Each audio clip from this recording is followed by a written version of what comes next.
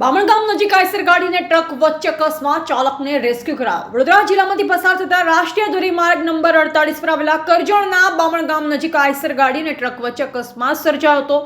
સૂત્રોમાંથી પ્રાપ્ત માહિતી અનુસાર એક ટ્રક એલએનજી ભરી દહેજથી જઈ રહી હતી ત્યારે રાષ્ટ્રીય ધોરીમાર્ગ ઉપર આવેલા બામણગામ પાસે હાઈવે ઉપર આગળ ચાલતી આઈસર ગાડીમાં ટ્રક પાછળથી ઘૂસી જતા ડ્રાઈવર કેબિનમાં ફસાઈ ગયો હતો। ઘટનાની જાણ જાગૃત નાગરિક દ્વારા કરજણ ફાયર વિભાગને કરવામાં આવતા કરજણ ફાયર વિભાગના કર્મીઓએ તાત્કાલિક ઘટના સ્થળ પર જઈને ડ્રાઈવરને સહી સલામત બહાર કાઢી રેસ્ક્યુ કર્યો હતો।